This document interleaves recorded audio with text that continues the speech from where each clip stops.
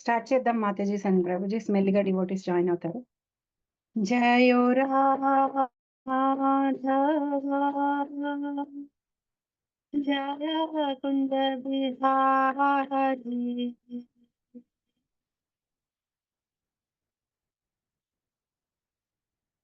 ఎవరైనా రిపీట్ చేద్దాం అనుకుంటే గో హెడ్ అండ్ రిపీట్. జయో రాధ మాధవ జయ కుంజ బిహారీ.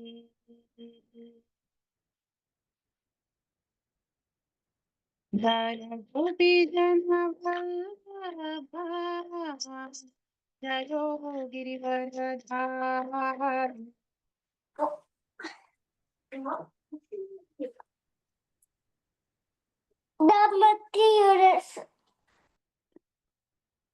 జయ గోపీ జన వల్లభ జయో గిరివరధారి.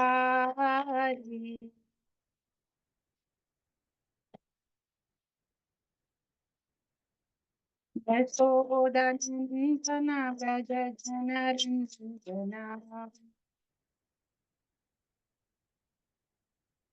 యశోదనందన వ్రజ జనరంజన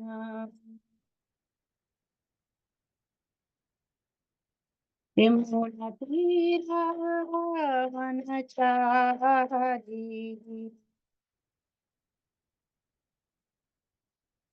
యమున తీరవనచారి.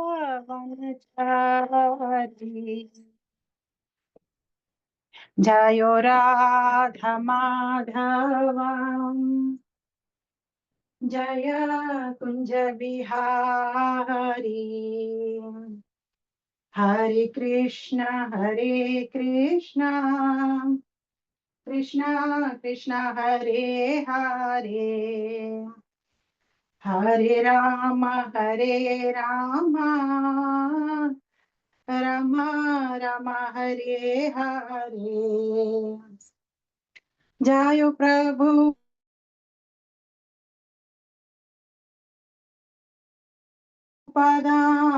ప్రభుపద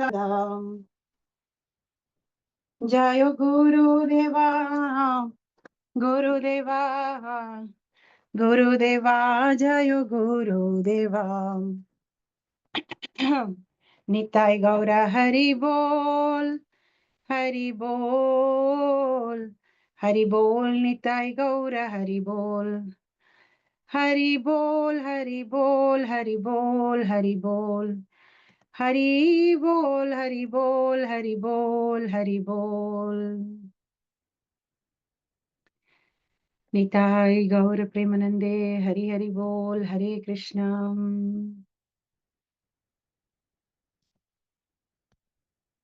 ఓం అజ్ఞానతిమిరంధస్య జ్ఞానాంజనశలాకయా చక్షురున్మీలితం येन తస్మై శ్రీగురవే నమః. శ్రీచైతన్యమనోభీష్టం స్థాపితం येन భూతలే స్వయం రూపః కదా మహ్యం దదాతి స్వపదాంతికం. వందేహం శ్రీగురో శ్రీయుతపదకమలం శ్రీగురున్ వైష్ణవాంశ్చ శ్రీరూపం సాగ్రజాతం సహగణ రఘునాథాన్వితం తం సజీవం సాద్వైతం సావధూతం పరిజన సహితం కృష్ణ చైతన్య దేవం శ్రీరాధా కృష్ణ పాదాన్ సహగణ లలితా శ్రీ విశాఖాన్వితాంశ్చ.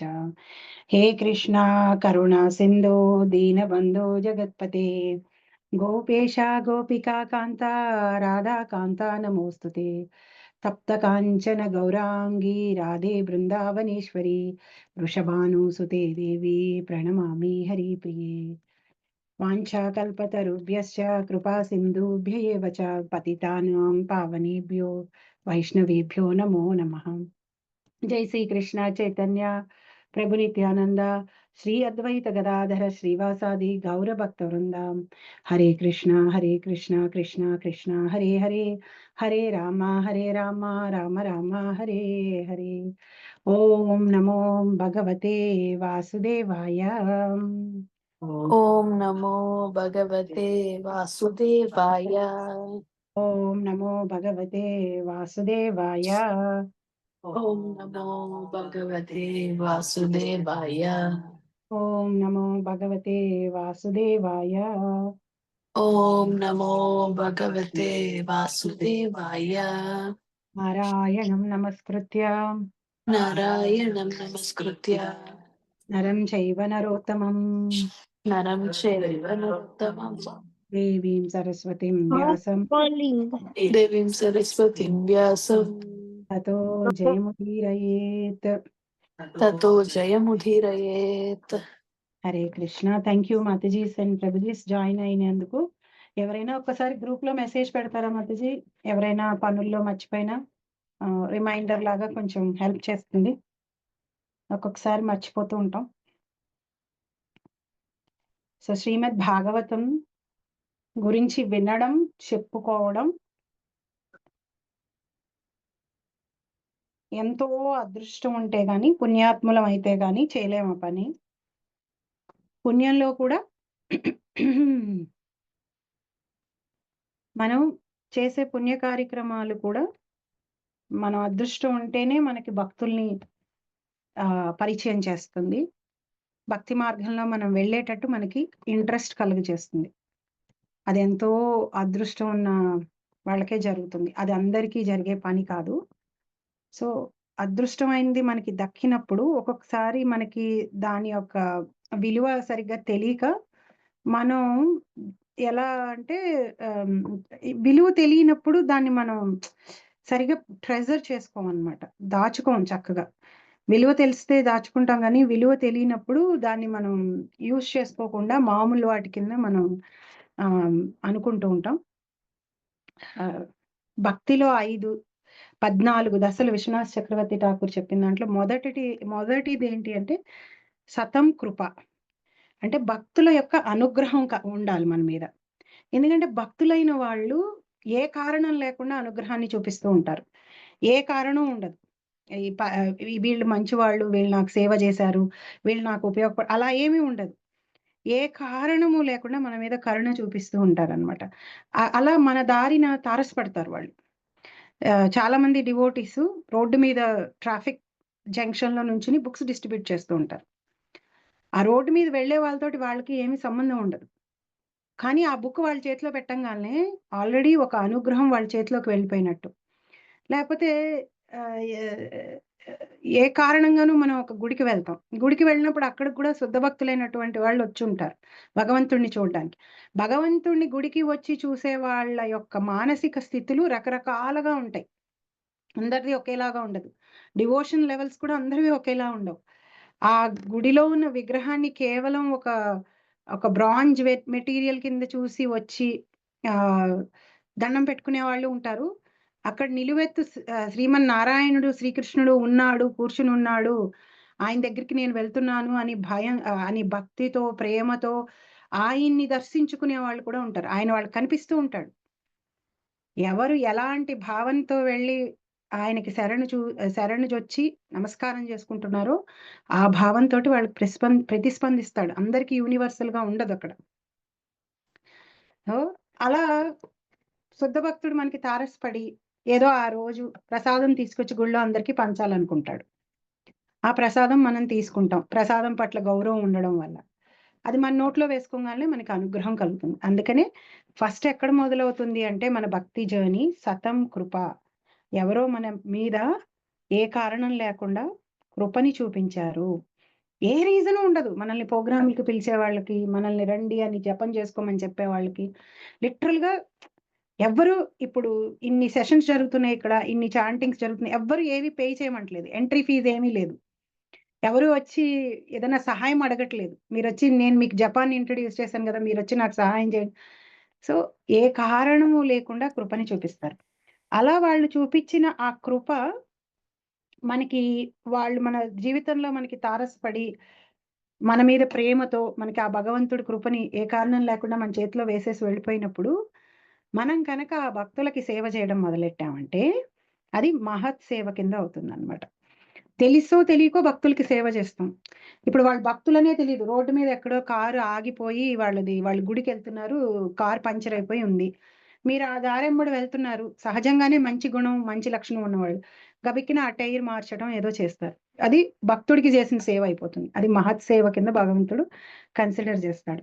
ఆ మహత్ సేవ ఏం చేస్తుందంటే, వాళ్ళలో ఉన్నటువంటి శ్రద్ధ ఏదైతే ఉందో భగవంతుడి పట్ల, భక్తి ఏదైతే ఉందో అది మనలోకి వచ్చేటట్టుగా వాళ్ళు భగవంతులు భక్తులు కదా! సహాయం చేయంగాల్నే మన గురించి వాళ్ళు ప్రే చేస్తారు. మనల్ని దీవిస్తారు. మనల్ని అనుగ్రహించి మీకెప్పుడు మంచి జరగాలి. నాకు కష్ట సమయంలో మీరు హెల్ప్ చేశారు. మీకెప్పుడు మంచే జరగాలి అని మనల్ని దీవించి, మన మీద కరుణ, అనుగ్రహం చూపించంగాల్నే ఆ భక్తి బీజం, ఆ శ్రద్ధ మనకు కూడా ఏర్పడుతుంది. అది మనలో నాటుకుంటుందనమాట. వాళ్ళతోటి మనం ఇంటరాక్ట్ అవ్వంగాల్నే వాళ్ళు మనల్ని బ్లెస్ చేసి, మనకి గుడ్ విషెస్ ఇచ్చి, అది మనలో నాటుకుంటుందనమాట. నాటుకుని ఆ శ్రద్ధా బీజం నాటుకుని ఇంకా అక్కడి నుంచి ప్రోగ్రెస్ అవుతూ ఉంటుంది. ఫస్ట్ 3 స్టేజెస్ సతంకృప, మహత్సేవ. ఎవరైనా రాసుకుంటుంటే రాసుకోండి. ఇవన్నీ కూడా ఆహ్, ఫుల్ టైమ్ డివోటీస్ మాయాపూర్‌లో ఉండే ఫుల్ టైమ్ డివోటీస్ ఒక కొంతమంది సెషన్స్ నేను అటెండ్ అయ్యి నేను రాసుకుంటూ ఉంటాను. వాళ్ళు ఫుల్ టైమ్ డివోటీస్ అనమాట. వాళ్ళు రీసెర్చ్ చేసి నాకంత టైం దురదృష్టవశాత్తు లేకపోవడం. అంటే నేను ఇంకా ఉద్యోగం చేయడం ఇవన్నీ చేస్తున్నాను కాబట్టి ఫుల్‌గా డివోటీని అవ్వలేకపోయాను కాబట్టి. సో, వాళ్ళ దగ్గర నుంచి వాళ్ళ అనుగ్రహం కింద నేను తీసుకుంటూ ఉంటాను. సో, సతం కృప, మహత్ సేవ, శ్రద్ధ. శ్రద్ధ రావడానికి ముందర 2 స్టేజెస్ ఉన్నాయన్నమాట. సో, అట్లా అవుతుంది. సో, భాగవతం వినడం మనం ఎంతో అదృష్టం ఉంటే గాని వినడానికి అసలు మన మనసు మనకి హెల్ప్ చేయదన్నమాట. లేకపోతే రకరకాల ప్రాబ్లమ్స్‌ని మనకి చూపిస్తూ ఉంటుంది. మనం వీక్ మైండెడ్‌గా ఉన్నామంటే ఆ ప్రాబ్లమ్స్ వెనకాల వెళ్ళిపోతాం. భాగవతానికి ఇంపార్టెన్స్ ఇవ్వమనమాట. సో, అలా మీరందరూ వీక్ మైండెడ్‌గా కాకుండా భాగవతానికి ఇంపార్టెన్స్ ఇచ్చి ఇక్కడ కూర్చొని ఈ గంట, గంటన్నర భాగవతంలో సుఖదేవ గోస్వామి, పరీక్షిత్ మహారాజు గొప్ప భక్తులు మాట్లాడుకుంటున్న విషయాన్ని మనం వినగలుగుతున్నాము అంటేనే ఎంతో అదృష్టం చేసుకున్నాం. ఇంక వేరే అసలు దాంట్లో క్వెషనే లేదనమాట. సో, లాస్ట్ వీక్ మనం ఎక్కడికి ఆపేసామంటే, సుఖదేవ గోస్వామి పరీక్షిత్ మహారాజ్ ఏమడిగాడంటే, "ఈ సృష్టిని ఎవరు చేశారు? ఈ సృష్టి ఎవరు పోషిస్తున్నారు? ఈ సృష్టి లయం ఎప్పుడైపోతుంది? ఈ భగవంతుడిని ఊహించుకోవడానికి నా యొక్క భౌతికమైన ఇంద్రియాలతోటి ఆయన్ని నేను ఊహించుకోలేకపోతున్నాను. కారణోదక సాయి విష్ణువు కింద మహావిష్ణువు కింద కారణ సముద్రంలో ఉంటాడు కదా! ఆయనే మిగతా విష్ణు తత్వాల రూపాల్ని తీసుకుంటాడా? లేపోతే ఎక్కువ మంది ఉన్నారా? భగవంతుడికి సంబంధించిన ఈ విషయాలన్నీ అర్థం చేసుకోవడం చాలా కష్టం అని చెప్పారు. కానీ మీరు గొప్ప భక్తులు, నేరుగా వ్యాసదేవుడి దగ్గర నుంచి విషయాలన్నీ తెలుసుకున్న వాళ్ళు. వినంగానే అర్థం కాదు. చాలా మందికి తెలియని విషయం ఏంటంటే, చదవంగాల్నే అర్థమైపోతుంది, వినంగాల్నే అర్థమైపోతుంది. ఎప్పుడైనా వినొచ్చులే అని అనుకుంటాం. అట్లా లేదండి. చ ఎన్ని సార్లు వింటామో అన్ని సార్లు అంత డీపర్‌గా అర్థమవుతూ ఉంటుంది. సేమ్ భగవద్గీత శ్లోకాలే భగవంతుడి అనుగ్రహం వల్ల నేనిప్పుడుకొక 100 సార్లు అంటే నేను కరెక్ట్‌గా చెప్పట్లేదు. చదువుంటాను గానీ, ఈ రోజుకి నేనేదన్నా ఒక శ్లోకం ప్రతిరోజు సాయి ప్రభు ఫార్వర్డ్ చేసే శ్లోకం చదువుతూ ఉన్నప్పుడు, దాంట్లోంచి నాకు అది ఇంకా క్లారిటీగా, ఇంకా క్లియర్‌గా, ఇంకా దాంట్లో సటిల్‌గా ఉన్న మీనింగ్ కూడా స్పృహకి వస్తూ ఉంటుంది.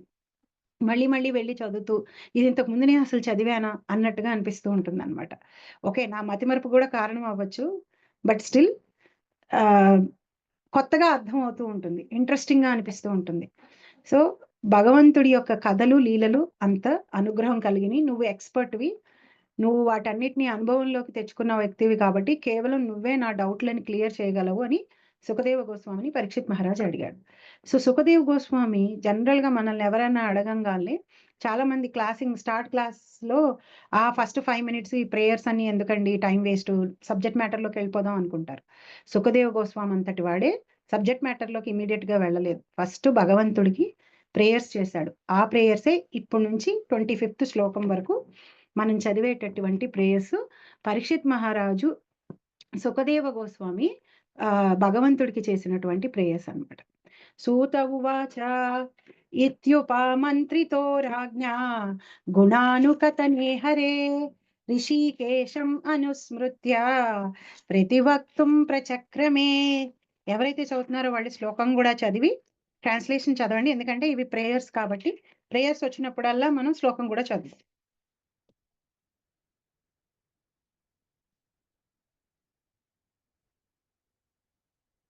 వాణి గారు, నా దగ్గర ప్రింట్ లేదండి, నేను చదవడానికి. ఓ Krishna, okay. Online, okay online, okay నేను చూస్తాను, షేర్ చేయడానికి ట్రై చేస్తాను. Telugu Bhagavad Gita Telugu WhatsApp group link లో ఆన్లైన్ ఉన్నాయి. ఆన్లైన్ అన్ని భవానీ మాతాజీ అన్ని చాప్టర్స్ ఆఫ్ శ్రీమద్ భాగవతాన్ని స్కాన్ చేసి ఆన్లైన్ పెట్టారు. సో బుక్ లేదే అని అనుకోవద్దు ఎవరు, ఆ ఆన్లైన్ కాపీస్ ని ఓపెన్ చేసి చదవచ్చు. ఒకసారి నంబర్ చెప్పరండి, ట్రై చేస్తాను. 4.11 అండి.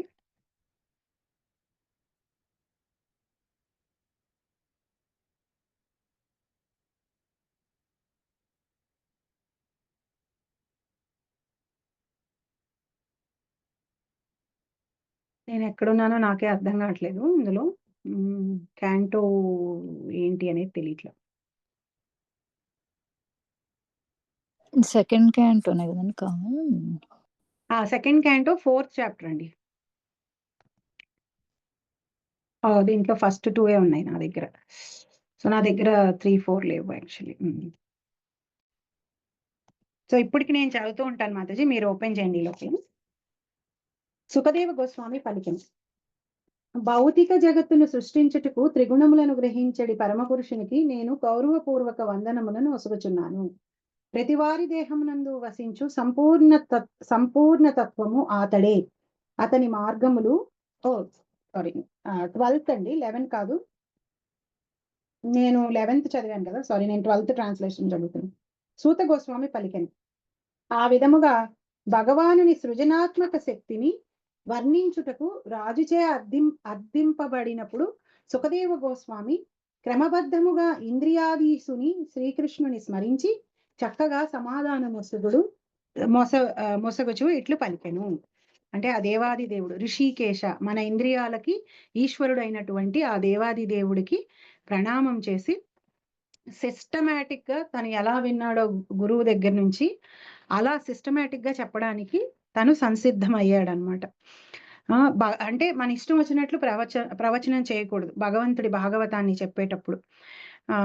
దానిని ఒక క్రమబద్ధంగానే చెప్పాలి. చెప్పే ముందర నారాయణం నమస్కృత్య నరం చైవ నరోత్తమం దేవీం సరస్వతీం వ్యాసం తతో జయముదీరయేత్ అనే శ్లోకాన్ని చదివి నారాయణుడు భగవంతుడికి నమస్కారం చేయకుండా భాగవతాన్ని చదవటం కానీ వినడం కానీ మాట్లాడటం కానీ మనం చేయకూడదు.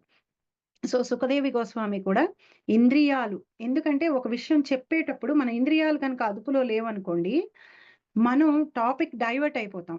లేకపోతే ఆ క్లాస్లో ఎవరైనా మనకి ఇష్టం లేని వాళ్ళు కూర్చున్నారు, లేకపోతే ఇష్టమైన వాళ్ళు కూర్చున్నారు, వాళ్ళని పాయింట్ చేస్తూ ఎప్పుడు మాట్లాడకూడదు. సబ్జెక్ట్ భాగవతం ఎప్పుడు మాట్లాడినా కానీ ఋషులు ఎలా చెప్పారు, వ్యాసదేవుడు ఎలా చెప్పాడు, దాన్ని మనం రిపీట్ చేయాలి. మన సొంత ఎజెండాని పెట్టుకొని మన ఓన్ గోల్స్ ని మీట్ అయ్యేటట్టుగా ఏ రోజు మనం మాట్లాడకూడదు అనమాట. దాన్ని ప్రాఫిట్ జనరేటింగ్ విషయం కింద మనం చూడకూడదు. సో అందువల్ల ఏంటంటే అట్టి ఇంద్రియములు కృష్ణునికి చెందినవి, కృష్ణ సేవలో నియోగింపబడినప్పుడే అవి చక్కగా ఉపయోగింపబడును. భక్తుడు ఎరిగి ఉండును. ఇంద్రియములు పనిముట్లు మరియు తత్వములు మూలకములు, ఇవన్నీ భగవానునికి చెందినవే కనుక జీవుడు ఏది చేసినను, ఏది పలికినను, ఏది గాంచినను సమస్తము ఆ దేవదేవుని నిర్దేశం నందునే కావించును. సర్వస్య చాహం హృది సన్నివిష్టో మత్త స్మృతి జ్ఞానం అపోహనం చ. సో ఇంద్రియాలన్నిటినీ భగవంతుడి సేవలో వినియోగించటం కోసం సుఖదేవ గోస్వామి రెడీగా ఉన్నాడు, పరీక్షిత్ మహారాజు రెడీగా ఉన్నాడు. సుఖదేవ గోస్వామి ఆ ఋషికేశుడు, ఇంద్రాధీశుడు అంటే ఇంద్రుడికి కూడా ప్రభు అయినటువంటి వాడు, ఇంద్రుడికి కూడా ప్రభు అయినటువంటి వాడు ఆ దేవాది దేవుడైన శ్రీకృష్ణుడే అనమాట. సో ఆయనకి నమస్కారం చేసి చెప్పడం మొదలు పెట్టాడు అని చెప్పి మనకి ఇక్కడ సూత గోస్వామి. సో ఈ కాంటెక్స్ట్ అందరూ ఒకసారి గుర్తుపెట్టుకోండి. నైమిషారణ్యంలో సౌనకాది ఋషులు, అంటే సౌనకుడు లీడర్ అనమాట వాళ్ళందరికీ. బోల్డ్ మంది ఋషులు సర్పయాగం చేస్తూ కూర్చున్నారు కలియుగం స్టార్ట్ అవబోతోంది అని చెప్పి వాళ్ళు యాగం చేస్తూ అక్కడ కూర్చున్నారు. ఆ యాగానికి కూర్చున్నప్పుడు వాళ్ళు యజ్ఞం చేసేసిన తర్వాత ఇలాంటి భగవంతుడికి సంబంధించిన విషయాల మీద చర్చ పెట్టుకుంటారనమాట. సో వాళ్ళు అప్పుడు సూత గోస్వామిని పిలిచి ఆయన్ని స్పీకర్ స్థానంలో కూర్చోబెట్టి ఆయన్ని ఎందుకు కూర్చోబెట్టారో కూడా చెప్పి ఫస్ట్ క్యాంటోలో ఆయన్ని చెప్పమంటారు. భాగవతం చెప్పు మాకు అని అంటారు. సో సూత గోస్వామి చెప్తున్నాడు, సౌనకాది ఋషులు వింటున్నారు. సూత గోస్వామి తాను సుఖదేవ గోస్వామి పరీక్షిత్ మహారాజుకు చెప్పినప్పుడు ఆ సభలో ఉంటాడనమాట. అక్కడ డైరెక్ట్ గా వింటాడు కాబట్టి అక్కడి నుంచి చెప్తున్నాడు. సో అందుకని ఈ 2 కాన్వర్జేషన్స్ ఈ ముగ్గురు ఋషుల పేర్లు మనకి వినిపిస్తూ ఉంటాయి. కన్ఫ్యూజ్ అవ్వద్దు.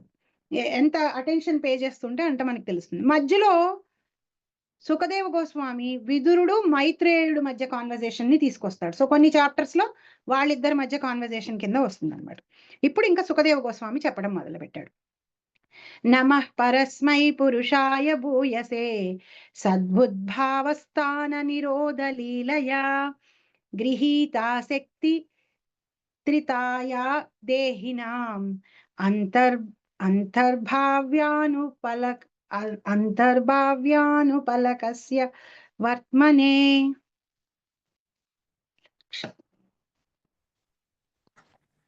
ఓపెన్ చేశారండి ఎవరైనా? చేసింది. ఓకే. నమః పరస్మై పురుషాయ భూయసే సదుద్భవస్థాన నిరోధ లీలయా గృహీత శక్తి త్రితయాయ దేహినాం మనర్తర్భవాయను పలక్ష్య వర్త్మనే. అంతర్భవాయానుపలక్ష్య అంతర్భవాయానుపలక్ష్య వర్త్మనే. సుఖదేవ గోస్వామి పలికెను, భౌతిక జగత్తును సృష్టించుటకు త్రిగుణములను గ్రహించడి పరమ పురుషునికి నేను గౌరవపూర్వక వందనములను వసగుచున్నాను.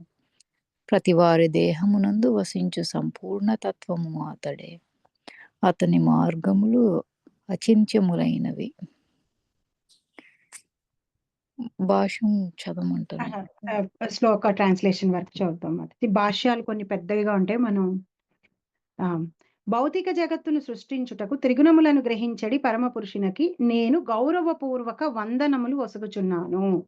భగవంతుడి దగ్గరికి వెళ్ళినప్పుడు ఎప్పుడూ కూడా గుడిలో ఫస్ట్ మనం ఆయనకి నమస్కారం చేసుకుని ఆయన గుణగణాలని ఆయన లీలలని కీర్తించాలి.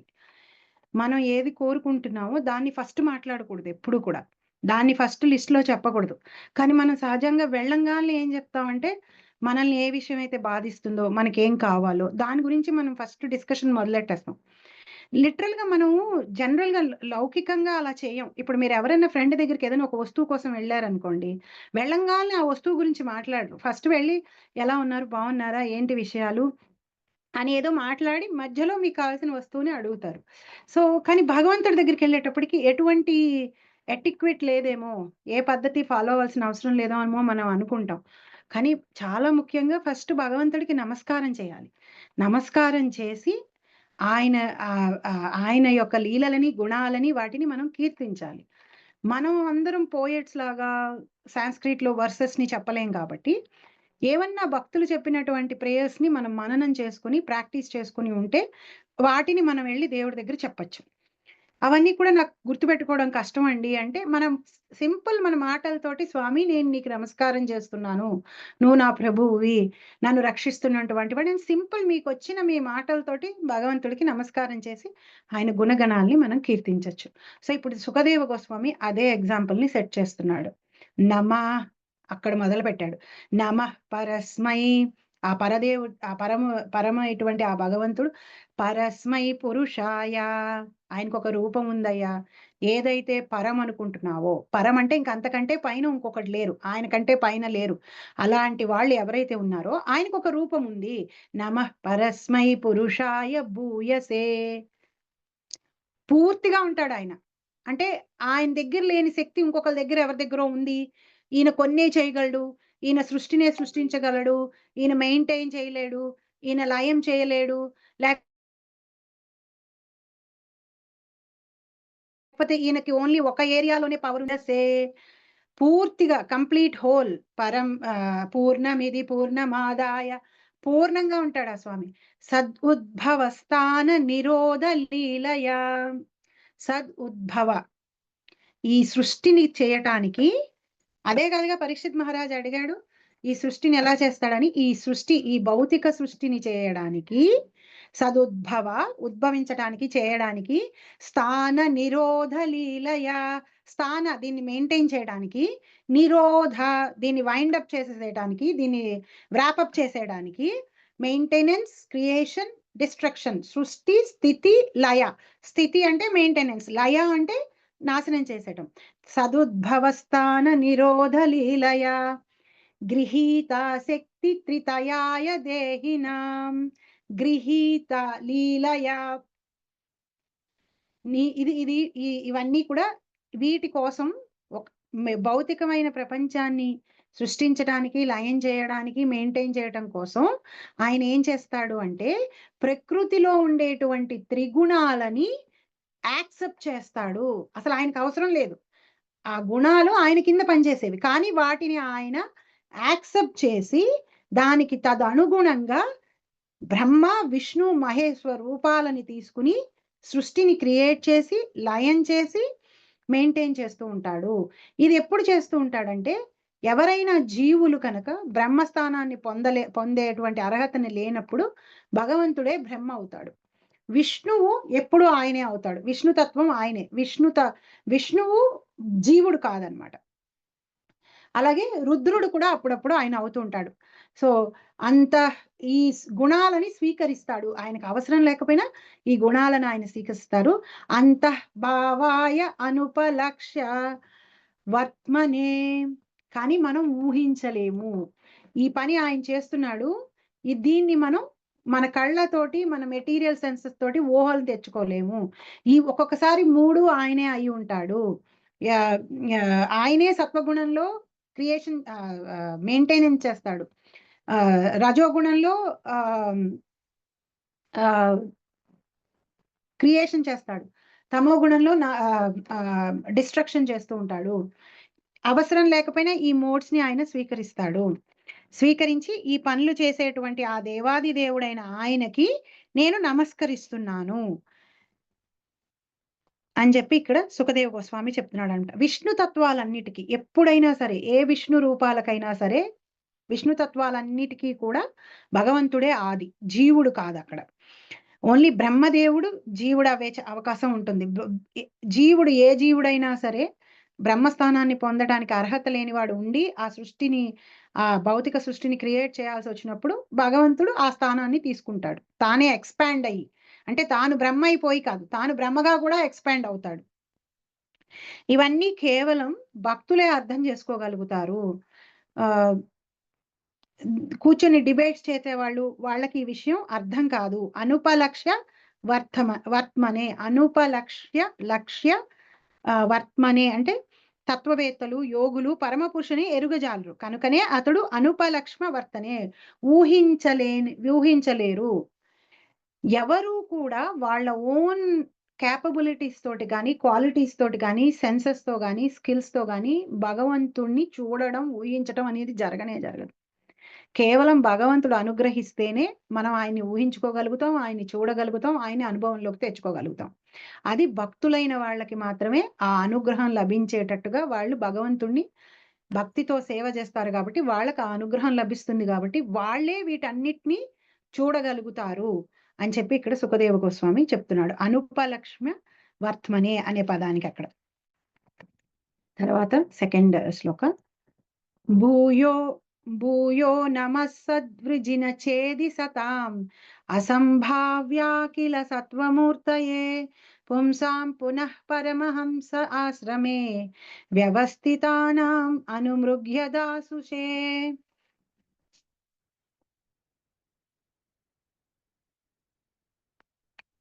ఎవరైనా చదువుతారా మాతాజీ? సింపుల్ చేసి. భూయో నమః సద్వృజినశ్చిదే సతాం అసంభవాయ అఖిల సత్వమూర్తయే పుంసాం పునః పారమహంస్యాశ్రమే వ్యవస్థితానామనుభృగ్యదాశుషే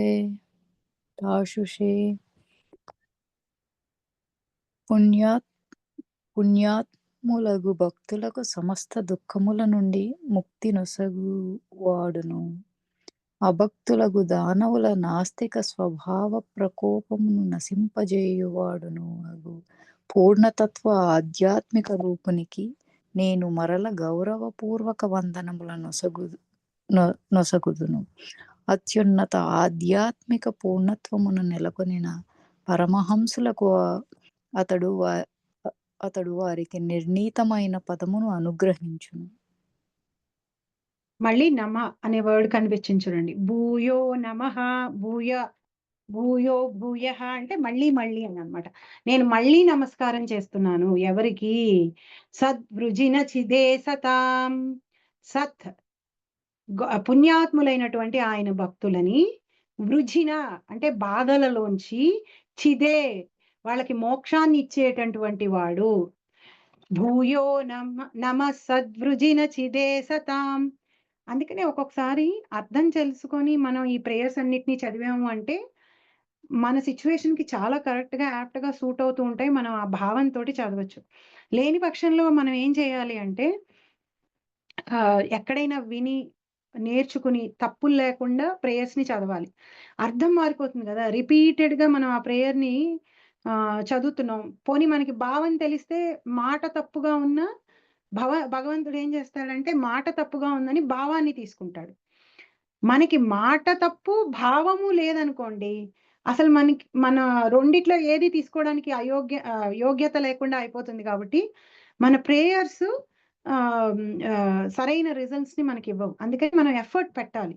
ప్రేయర్స్ ని, సాంస్క్రిట్ శ్లోకాస్ ని, వాటి చాలా పవర్ఫుల్ గా ఉంటాయి. కాబట్టి నాకు రాదులే, ఇది నాకు రావట్లేదులే, మనం ఎలా చదివినా భగవంతుడు తప్పులు ఎంచడు కాబట్టి మన ఇష్టం వచ్చినట్లు మనం చదివేద్దాంలే అని అటు ఎక్స్ట్రీమ్కి కూడా మనం వెళ్ళకూడదు. మనం కొంచెం ఎఫర్ట్ పెట్టాలి శ్రద్ధగా చదవడానికి, కరెక్ట్ గా చదవడానికి. మన ఎఫర్ట్స్ అన్నిటినీ మనం పెట్టి అప్పుడు మనం సరిగ్గా చదవలేకపోతున్నాం, నా కెపాసిటీ ఇంతే అంటే, కొంతమంది ఇప్పుడు భగవద్గీత ఇంగ్లీష్ లో సాంస్క్రిట్ లో ఉన్నప్పుడు ఎన్నో కంట్రీస్ కి సంబంధించిన వాళ్ళు సాంస్క్రిట్ శ్లోకాలు చదవడానికి ట్రై చేస్తారు. కొన్ని పదాలు వాళ్ళకి అసలు సరిగ్గా తిరగవన్నమాట, కానీ వాళ్ళు ఎఫర్ట్ పెడుతూ ఉంటారు. సో కానీ వాళ్ళు ఏం చేస్తారు, వెంటనే ఇమీడియట్ గా ట్రాన్స్లేషన్స్ చదివి ఆ భావం వాళ్ళకి పూర్తిగా తెలిసి ఉంటుంది. సో అందువల్ల భావం ఉంటుంది కాబట్టి భాషలో కొంచెం అటు ఇటుగా తేడా ఉన్నా సరే భావం పూర్తిగా శ్రద్ధగా ఉంటుంది కాబట్టి ఆ దోషం నుంచి వాళ్ళు బయటపడిపోతూ ఉంటారు. సో మనం కేర్లెస్ గా చదవకూడదు. మనం కొంచెం ఎఫర్ట్ పట్టి శ్రద్ధగా చదువుతూ, భావాన్ని కూడా మనసులో పెట్టుకుంటూ చదువుతూ, చదివేసిన తర్వాత ఏ ప్రేయర్స్ చదివేసిన తర్వాత అయినా హరే కృష్ణ మహామంత్రాన్ని చదివి, ఏమైనా తప్పులు చదివి ఉంటే గనక నన్ను క్షమించు తండ్రి, నా యొక్క ఇన్కాపబిలిటీస్ వల్ల నేను చేయలేకపోయానని ఒక దండం పెట్టుకుంటే మనం సేఫ్. అది సేఫ్ మార్గం అన్నమాట. చదవకపోవడం సేఫ్ మార్గం కాదు. ఇవన్నీ ఎవరు పడతారులే తిప్పలు, ఎందుకు వచ్చిన కష్టం, వాళ్ళు చదవడమే మానేసామంటే పోతుంది కదా అనుకోవచ్చు. అది సేఫెస్ట్ మార్గం కాదు. సో ఈ సాంస్క్రిట్ ప్రేయర్స్ అన్ని మనం చదవడానికి అందరి వల్ల అవదు కాబట్టి, కలియుగంలో మనుషుల యొక్క తెలివితేటలు, లిమిటేషన్స్ అన్ని భగవంతుడికి తెలుసు కాబట్టి కలియుగానికి అనుగుణంగా హరే కృష్ణ మహామంత్రాన్ని ఇచ్చాడు. ఆ మంత్రంలో మనకి బీజాక్షరాలు అలాంటివి ఉండవు. ఎప్పుడైనా, ఎక్కడైనా, ఎప్పుడైనా, ఎలా అయినా మనం చదువుకుంటే మనకి అంత పవర్ని ఇచ్చేటువంటిది. అది వదిలేసి మనం ఏం చేస్తామంటే పెద్ద పెద్ద బీజాక్షరాలు ఉన్న శ్లోకాలు, సహస్రనామాలని ఎలా పడితే అలా చదివేస్తూ ఉంటాం. శుచిగా ఉండకుండా మంచం మీద కూర్చుని, సోఫా మీద కూర్చుని, అట్లా అన్ని పనులు చేస్తాం కదా వాటి మీద. అలాంటి ప్లేసెస్ లో మనం చేసేస్తూ ఉంటాం అన్నమాట. ఎప్పుడైనా ఎక్కడైనా జపం చేసుకున్నా ఎటువంటి దోషము అంటని మహామంత్రం మీదేమో మనకి శ్రద్ధ ఉండదు. ఎందుకంటే ఈ ఈ ఈ ఎక్స్క్యూజెస్ అన్ని ఇచ్చారు కాబట్టి దీనికి పవర్ లేదేమో అనుకుంటాం. భగవంతుడేమో మన మీద అనుగ్రహంతో ఆ ఎక్స్క్యూజెస్ అన్ని ఇచ్చాడు. అందరి వల్ల నోరు తిరగదు, ఈ మంత్రం అయితే చిన్నదైనా చెప్పగలరు, ఇందులో కష్టం ఏమీ లేదు, నోరు తిరగకపోవడానికి ఏమీ లేదు, ఈ నామం జపించినా సరే యజ్ఞాలు, యాగాలు, తపస్సులు చేసిన ఫలితం ఇస్తాను అని ఈ నామాన్ని చెప్పాడు. మనం దాని మీద మనకి దురదృష్టవశాత్తు శ్రద్ధ లేదనమాట. సో ఇక్కడ మళ్ళీ సుఖదేవ గోస్వామి ఏమంటున్నాడు, భూయో నమః, నేను మళ్ళీ నమస్కారం చేస్తున్నాను. ఎవరికి?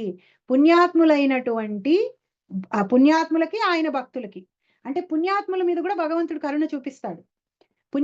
పుణ్యాత్ములు అంటే ఎవరు? తమ ఇంద్రియ తృప్తి కోసం మంచి కార్యాలు చేసేటువంటి వాళ్ళు, దేవుడి పూజలు చేసేటువంటి వాళ్ళు. వాళ్ళని భగవంతుడు వదిలేయడు. వాళ్ళని కూడా రక్షిస్తాడు. పుణ్యాత్ములని, భక్తుల్ని ఇద్దరిని రక్షిస్తాడు. దేని నుంచి రక్షిస్తాడు? వృజిన, బాధల నుంచి, కష్టాల నుంచి రక్షిస్తాడు. అసతాం అసంభావయ, అసతాం అసంభావయ అఖిల సత్వమూర్తయే. కానీ ఎవరికి అడ్డులు వేస్తూ ఉంటాడు? దానవులైనటువంటి వాళ్ళు, ఏథియిస్టులు, డీమన్స్ కి, వాళ్ళ యొక్క ప్లాన్స్ కి, వాళ్ళ యొక్క వాళ్ళ యొక్క ప్లాన్ వాటికి వాళ్ళని ముందుకు వెళ్ళనివ్వకుండా, వాళ్ళు ప్రబలకుండా వాళ్ళకి అడ్డు వేస్తూ ఉంటాడు. భక్తుల్ని రక్షిస్తూ ఉంటాడు, కష్టాల నుంచి తీర్చేస్తూ ఉంటాడు. వాళ్ళు కనుక మంచి సంకల్పాలు చేస్తుంటే వాళ్ళకి అనుగ్రహం కల్పిస్తూ ఉంటాడు. అటువంటి ఆయన సత్వమూర్తయే. ఆయనకు ఒక రూపం ఉంది, శుద్ధ సత్వంలో ఉంటుంది ఆ రూపం. అఖిల సత్వ అంటే కంప్లీట్ గా శుద్ధ సత్వంలో ఉంటుంది. పుంసాం పునః పరమహంస ఆశ్రమే వ్యవస్థితానాం అనుమృగ్య దాశుసే. పరమహంసులైనటువంటి వాళ్ళని, పరమహంసులు అంటే ఎవరు? భక్తి మార్గంలో ఉన్నతమైన స్థానాన్ని పొందినటువంటి వాళ్ళు పరమహంసులు. ఇంద్రియాలన్నిటినీ నిగ్రహించుకొని ఎప్పుడూ భగవంతుడి సేవలో ఉండేటువంటి పరమహంసలైనటువంటి వాళ్ళకి పరమ పదాన్ని ఇస్తాడు. అంటే మోక్షాన్ని పొంది ఆయన లోకానికి వచ్చేటువంటి అనుగ్రహాన్ని వాళ్ళకి కలిగిస్తూ ఉంటాడు. సో భగవంతుడి యొక్క ప్రకృతిలో రెండు రకాలు, భగవంతుడి యొక్క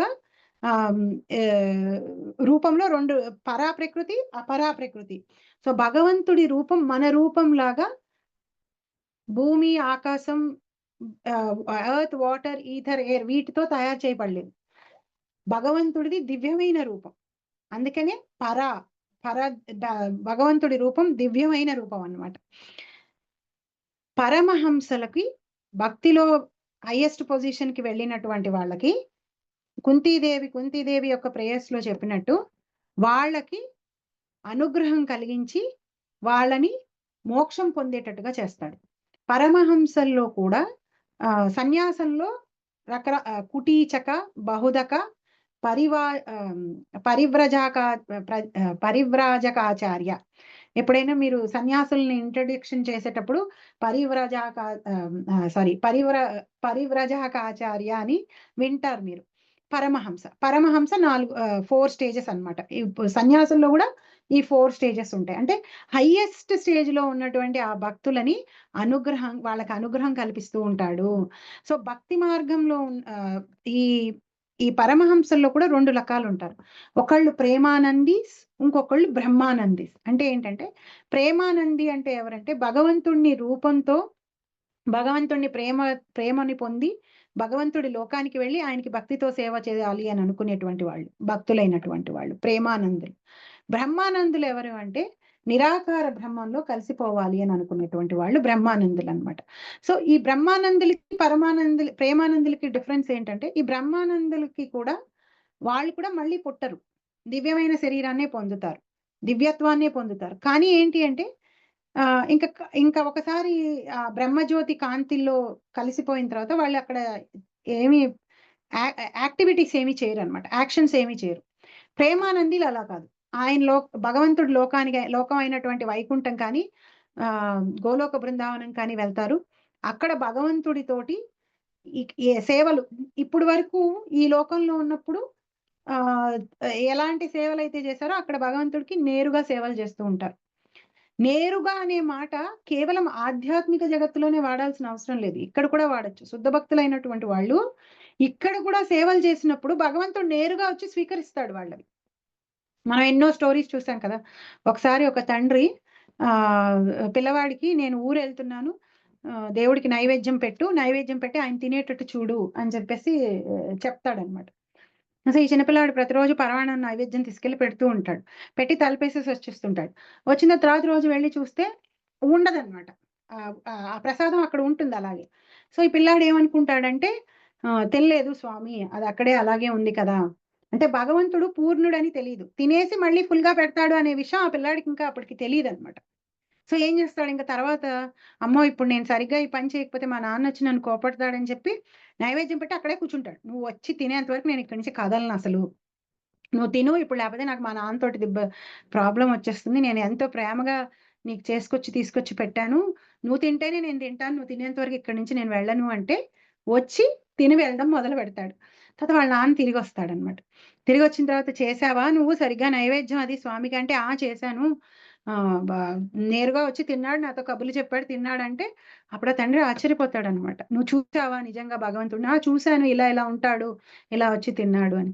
సో శుద్ధ భక్తులకి నేరుగా ఈ లోకంలోకి వచ్చి కూడా వాళ్ళ దగ్గర నుంచి ఆ స్వామి సేవల్ని అందుకొని వాళ్ళకి తన యొక్క తనున్నాను అనే ఒక భరోసాని ఇస్తూ, ఎవరైనా రెగ్యులర్గా విగ్రహాలకి గుళ్ళో ఉన్న డీటీస్ కి పూజ చేసే వాళ్ళకి, వాళ్ళతో మీరు ఎప్పుడైనా మాట్లాడి చూస్తే ఇంట్లో కూడా చాలా మంది డీటీస్ ని పెట్టుకొని చేస్తుంటారు. ఆ డీటీస్ వాళ్ళతో మాట్లాడుతూ ఉంటాయి, వాళ్ళకి తెలుస్తూ ఉంటుంది వాటి యొక్క భావన ఏంటి, వాళ్ళు వీళ్ళు చేసిన సేవ ఆ డీటీస్ కి నచ్చినాయా లేదా, అక్కడున్న ఆ దేవుడికి నచ్చిందా లేదా అనే విషయం తెలుస్తూ ఉంటుంది. డీటీ వర్షిప్ చేసే వాళ్ళందరికీ కూడా వాళ్ళ దగ్గర ఎన్ని స్టోరీస్ ఉంటాయో అసలు. వాళ్ళు ఒక్కొక్కసారి ముక్కు పుడక సరిగ్గా పెట్టకపోయినా అమ్మవారి ఎలా దాన్ని పడేస్తుంది మళ్ళీ పెట్టినా, సో అట్లా వాళ్ళు రెసిప్రొకేట్ అవుతారు. మన మన యొక్క భావంతోటి భక్తితోటి మెప్పు పొంది రెసిప్రొకేట్ అవుతాడు భగవంతుడు. సో పరమహంసలైనటువంటి వాళ్ళకి పరమ పదాన్ని ఇచ్చేటువంటి ఓ భగవంతుడా, పర్టికులర్ గా పరమహంసలకి పుంసాం పునః భక్తుల్లోనే పరమహంసలు, వాళ్ళనైతే నువ్వు అసలు ఏ రోజు కూడా వాళ్ళకి ఏ మాత్రం నువ్వు తక్కువ చేయవు, వాళ్ళని ఖచ్చితంగా తీసుకెళ్ళి నీ లోకంలో పెడతావు. అలాంటి నీకు నేను నమస్కారం చేస్తున్నాను అని చెప్పి సుఖదేవ్ గోస్వామి. మళ్ళీ నమో నమస్తే స్వరుషభాయ సాత్వతాం విదూర కాష్టాయ ముహ్కు యోగినాం నిరస్త సామ్యాతి సయేన రాధసా స్వధామ్ని బ్రహ్మణి రమ్యస్య తే నమః. మళ్ళీ నమః పదం వచ్చింది చూడండి. మనం అష్టోత్తరం అవి చదివేటప్పుడు చాలా మంది ఏం చదువుతారు, ఆ ముందు నమాని వదిలిపెట్టేస్తారు. ప్రకృతే ఓం నమ శివ, ఓం నమాని వదిలిపెట్టి ఆ వర్డ్స్ ఒక్కటిని చదువుతూ ఉంటారు. నమ అంటే నమః అనే వర్డ్ లోనే చాలా మీనింగ్ ఉందన్నమాట.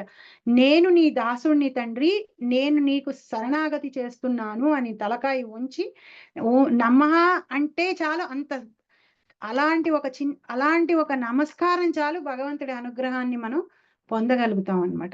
సో మళ్ళీ ఇక్కడ నమో నమస్తే వృషభాయ సాత్వతాం. మాతాజీ గోహెడ్, ఎవరైనా చదివితే కనుక ఫస్ట్ ట్రాన్స్లేషన్. నమో నమస్తే వృషభాయ సాత్వతాం విదూరకాష్టాయ ముహ్కుయోగినాం నిరస్త సామ్యాతిశయేన రాధసా స్వధామ్ని బ్రహ్మణి రంస్యతే నమః. యదువంశీయులకు స్నేహితుడును, భక్తి లేని వారికి సదా ఒక సమస్య వంటి వాడును అగు ఆ దేవదేవునికి నేను గౌరవపూర్వక వందనములను అర్పించుచున్నాను. భౌతిక ఆధ్యాత్మిక జగత్తులు రెండింటికీ పరమభోక్త అయినప్పటికీ అతడు ఆధ్యాత్మిక జగమును తన ధామమునందు రమించును. అతని దివ్య ఐశ్వర్యము అపరిమితమైనందున అతనికి సమానులెవ్వరునూ లేరు. నమో నమస్తే వృషభాయ సాత్వతాం. వృషభాయ సాత్వతాం, యదువంశీయులకి గొప్ప సాంగత్యాన్ని భగవంతుడు ఇచ్చాడు. అలాంటి వానికి, ఎందుకని యదువంశంలో ఉన్న వాళ్ళందరూ కొంతమంది ఆయన్ని స్నేహితుడు అన్నారు, కొంతమంది కొడుకు అన్నారు, కొంతమంది తండ్రి అన్నారు, కొంతమంది ప్రేయసి అన్నారు, కొంతమంది భర్త అన్నారు. రకరకాల బంధాలతో ఎప్పుడూ ఆయన మీద ప్రేమని చూపిస్తూ ప్రేమతో ఆయనకి సేవ చేసిన అటువంటి వాళ్ళకి నమో నమస్తే వృషభాయ సాత్వతాం. వృషభాయ వాళ్ళకి గొప్ప సాంగత్యాన్ని ఇచ్చాడు.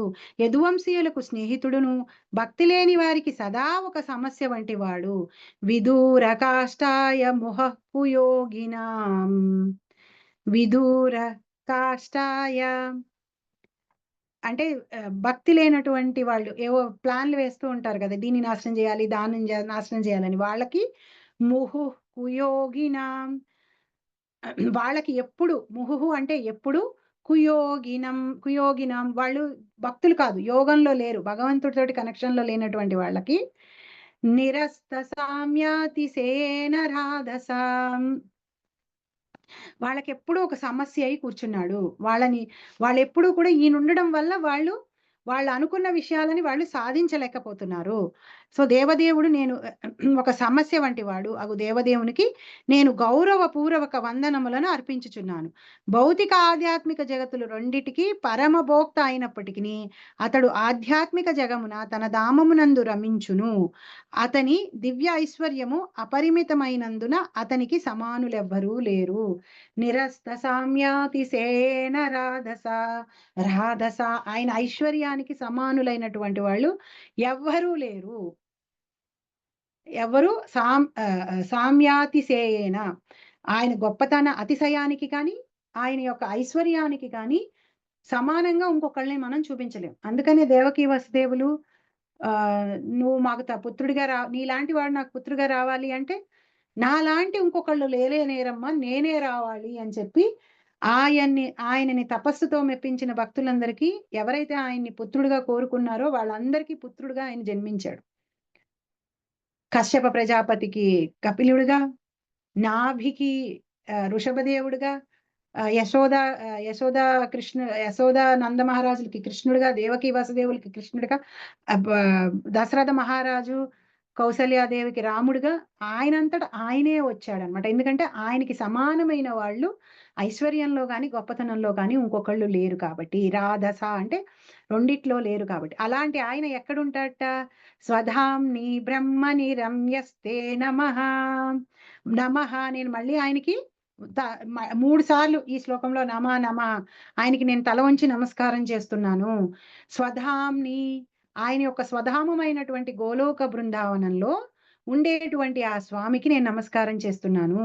నిజానికి ఈ భౌతిక ప్రపంచానికి ఆధ్యాత్మిక ప్రపంచానికి రాజు ఆయనే. ఆయన ఎప్పుడూ ఆయన యొక్క ఆధ్యాత్మిక జగత్తులో శుద్ధ భక్తులతోటి రమిస్తూ ఉంటాడు. అలాంటి ఆయనకి నేను నమస్కారం చేస్తున్నాను అని చెప్పి ఇక్కడ మనకి సుఖదేవ గోస్వామి చెప్తున్నాడు. సో ఈ పిక్చరు నేను ఒక పిక్చర్ షేర్ చేస్తాను.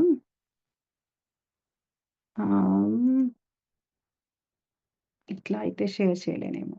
ఇది నేను ఇప్పటికి చాలా సార్లు మీ అందరికీ నేను షేర్ చేసిన పిక్చరే, కొత్త పిక్చర్ ఏం కాదు. బట్ ఒక ఐడియా కోసం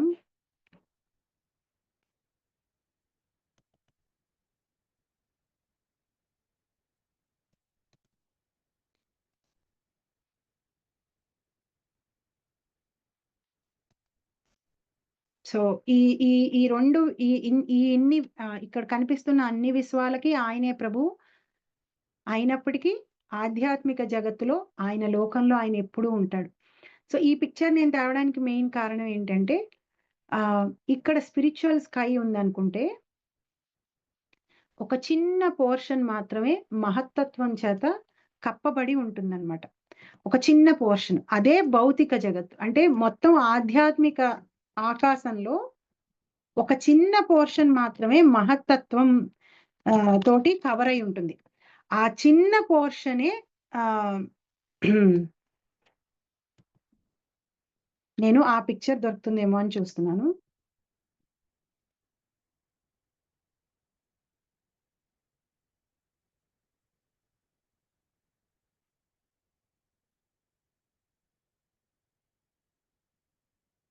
నాకు ఎగ్జాక్ట్ గా ఆ పిక్చర్ దొరకట్లేదు. ఇవి కొన్ని బుక్స్ లో ప్రింట్ అయి ఉంటాయి. సో మనం ఆ బుక్స్ నుంచి వీటిని ఎట్లా తీయాలి అనేది కొద్దిగా కష్టమైన విషయం. సో ఈ పిక్చర్ కొంచెం చూపిస్తే ఇది రావట్లేదు, పిక్చర్ కింద రావట్లేదు. సో మీరు కనుక ఒక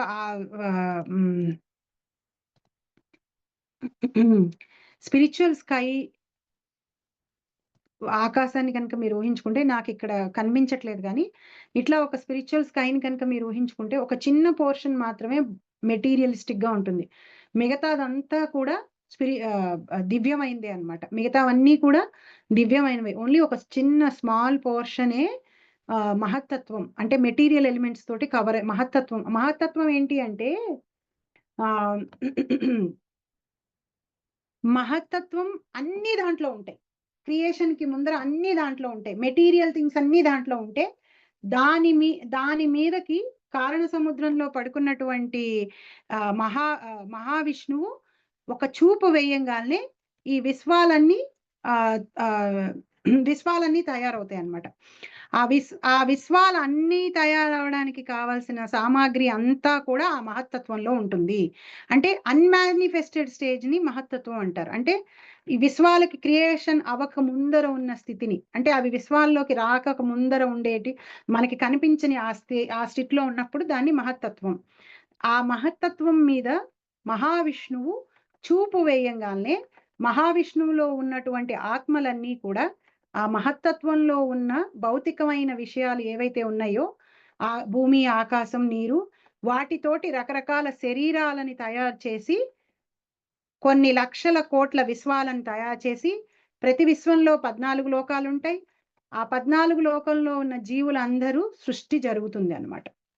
సో ఆధ్యాత్మిక ఆకాశాన్ని కనుక మనం ఊహించుకుంటే ఒక చిన్న పోర్షనే భౌతిక తత్వంతో కవర్ అయ్యి డార్క్ గా ఉంటుంది. మిగతా అంతా పోర్షను వైకుంఠాలు, రామలోకాలు, నరసింహలోకాలు, గోలోక బృందాలు, అంటే ఎక్కువ పోర్షను దివ్యమైన లోకాలే ఉంటాయి. చిన్న పోర్షనే మెటీరియల్ యూనివర్సెస్ కి సంబంధించిన ప్లేస్ ఉంటుంది. మన ఒక్క యూనివర్స్ కాదు, మిలియన్స్ ఆఫ్ యూనివర్స్ కి సంబంధించిన ప్లేస్ కూడా స్పిరిచువల్ వరల్డ్స్ తోటి కంపేర్ చేస్తే ఒక చిన్న పోర్షన్ కిందే కనిపిస్తుంది. అంటే మెటీరియల్ యూనివర్సెస్ మొత్తం అన్ని యూనివర్సెస్ కలుపుకున్నా సరే స్పిరిచువల్ వరల్డ్ కి తో కంపేర్ చేసుకున్నప్పుడు చాలా చాలా చాలా చాలా తక్కువ అన్నమాట. అది ఆ విషయాన్ని ఇక్కడ ఈ మెటీరియల్ వరల్డ్ కి స్పిరిచువల్ వరల్డ్ కి, అంటే ఎక్కువ భగవంతుడు ఎక్కువ స్పిరిచువల్ వరల్డ్ నే మెయింటైన్ అపులెంట్ గా ఉండేది ఆ స్పిరిచువల్ వరల్డ్ కే రాజు ఆయన. సో ఆయన అందుకని ఆయన ఎక్కువ అక్కడ ఉంటాడు అనే మాటని ఇక్కడ సుఖదేవ గోస్వామి మనకి చెప్తున్నాడు అన్నమాట.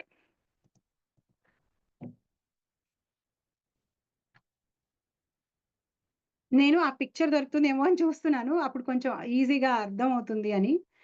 యత్కీర్తనం యత్స్మరణం యదీక్షణం యద్వందనం యత్శ్రవణం యదర్హణం లోకస్య సద్యో విదునోతి కల్మషం తస్మై సుభద్ర స్రవసే నమో నమః.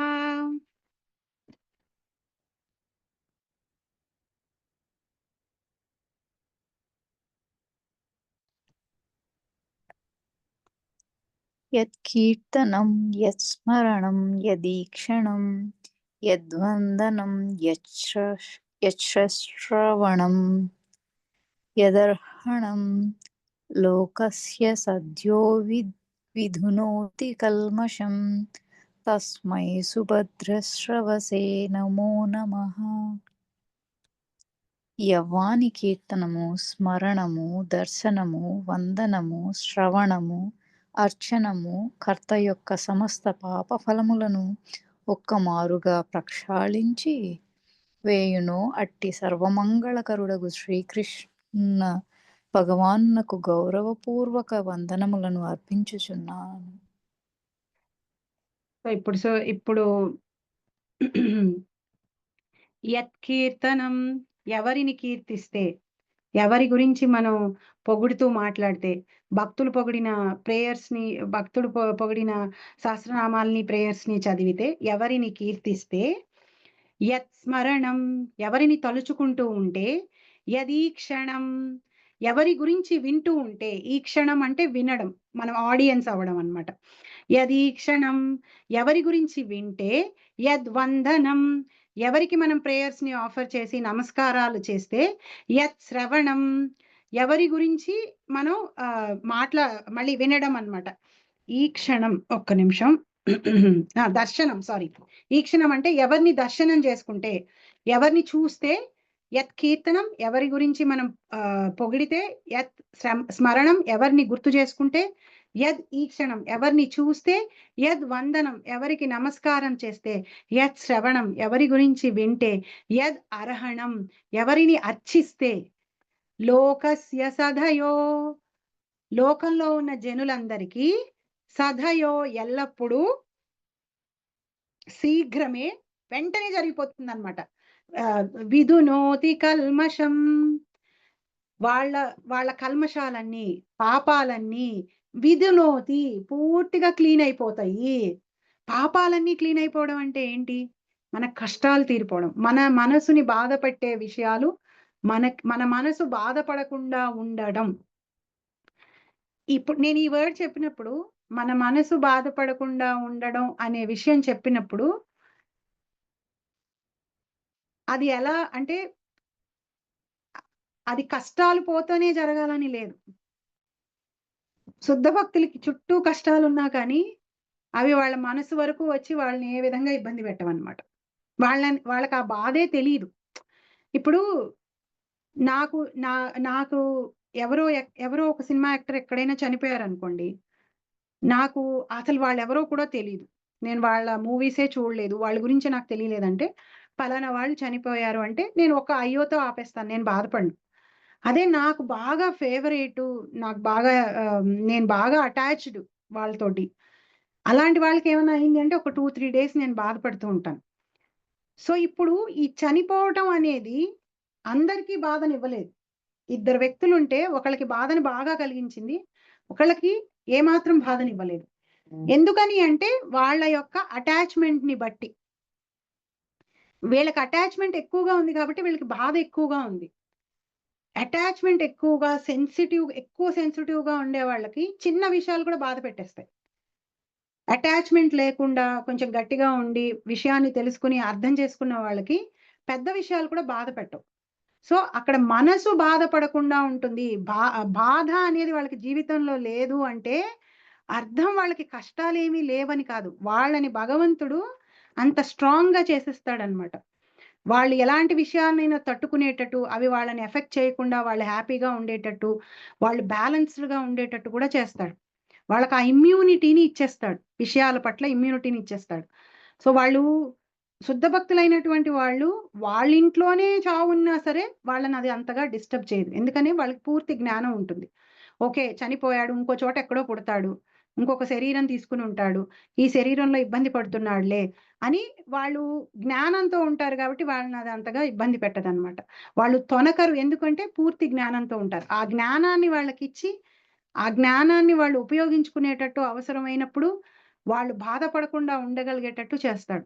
సో, ఎప్పుడైతే నేను ఈ విధునోతి కల్మషం అని చెప్పినప్పుడు నేను ప్రే చేశానండి. కానీ నా కష్టాలేమీ తీరలేదు. ఇది నిజం కాదు అని మనం అనకూడదనమాట. అంటే వాళ్ళంత గొప్ప భక్తులండి. వాళ్ళని చూస్తుంటే వాళ్ళకెన్ని కష్టాలున్నాయో, ఇంకా నాకిప్పుడు వాళ్ళని చూసిన తర్వాత నాకు ప్రే చేయాలనిపించట్లేదు. నిజ నిజంగా ప్రేయర్స్‌లోనే గనుక అంత బలం ఉంటే వాళ్ళ కష్టాలన్నీ పోయేవి కదా! అని మనం అనుకుంటాం. కానీ ఆ కష్టాలు వాళ్ళని బాధ పెడుతున్నాయా లేదా అనే యాస్పెక్ట్‌ని మనం ఆలోచించం. సో, శుద్ధ భక్తుల్ని కష్టాలు బాధపెట్టవు. పాండవులు పడని కష్టాలంటూ లేవు. కానీ వాళ్ళెప్పుడు భగవంతుడి ఆశ్రయాన్ని వదిలిపెట్టలేదు. సో, శుద్ధ భక్తులు విధునోతి కల్మషః అంటే ఒక్కొక్కసారి నిజంగా ఆ కష్టాన్ని తీసేస్తాడు. ఒక్కొక్కసారి ఆ కష్టం ఉండినా ఆ కష్టం మనల్ని ఎఫెక్ట్ చేయకుండా చేసేస్తాడు భగవంతుడు. ఈ రెండిట్లో ఏది చేస్తున్నాడో మనకి సరిగ్గా తెలియకపోవడం వల్ల ఆహ్, ఏమి పని చేయట్లేదని మనం అనుకుంటూ ఉంటాం. తస్మై సుభద్ర స్రవసే నమో నమః. అలాంటి ఆ భగవంతుడికి సుభద్ర అన్ని మంగళకరమైన విషయాలని ఇచ్చేటువంటి ఆయనకి నేను నమస్కారం చేస్తున్నాను. యవ్వాని కీర్తనము, స్మరణము, దర్శనము, వందనము, శ్రవణము, అర్చనము కర్త యొక్క సమస్త పాప ఫలములను ఒక్కమారుగా ప్రక్షాళించి వేయునో అట్టి సర్వమంగళకరుడగు శ్రీకృష్ణ భగవానునికి గౌరవపూర్వక వందనములు అర్పించుచున్నాను. మనకి ఇంతకంటే ఎవిడెన్స్ అవసరం లేదండి. మనం నామం చెప్పుకోవడం, భాగవతం, భగవద్గీత ఇవి వినడం మనకి మంచి జరుగుతుంది అనే విషయానికి ఈయన కంటే గొప్పవాళ్ళు ఎవ్వరు మనకి చెప్పలేరు. మిగతా భక్తులందరూ కూడా ఈయన తర్వాతే. సుఖదేవ్ గోస్వామి తర్వాతే. సుఖదేవ్ గోస్వామి అంత గొప్ప భక్తుడు. మనుజుడు సమస్త పాపఫలముల నుండి విడువడుకు ధర్మకార్యములు ఉదాత్త రూపము పరమ ప్రామాణికుడగు శ్రీ సుఖదేవ గోస్వామినిచే ఇచ్చట ఉపదేశింపబడుచున్నది. స్మరణము శ్రీ విగ్రహములను దర్శించుటకై మందిరములకేగుట, భగవానుని ఎదుట ప్రార్థనములు చేయట, గుడికి వెళ్ళి భగవంతుణ్ణి చూడటం అనే ఒక చిన్న కార్యక్రమం చేసినా చాలండి, మనం అది భక్తి కింద కన్సిడర్ అవుతుంది. చాలా సార్లు మనం గుడికి భగవంతుని చూడడానికి వెళ్ళాం, వేరే పనులకు వెళ్తూ ఉంటాం. ఈసారి మీ యాటిట్యూడ్ని అలా మార్చుకొని చూడండి. నేను భగవంతుని చూడటానికి వెళ్తున్నాను. ఇప్పుడు ఎవరైనా ఫ్రెండ్ని కలవడానికి వెళ్తున్నాం అని మనం చెప్తాం కదా, వాళ్ళ ఇంటికి వెళ్తే ఒకసారో రెండు సార్లు వాళ్ళ ఇల్లు చూడటానికి వెళ్తాం, వాళ్ళు కొత్తగా కొనుక్కున్నప్పుడు వాళ్ళని చూడటానికి వెళ్తాం కదా మనం.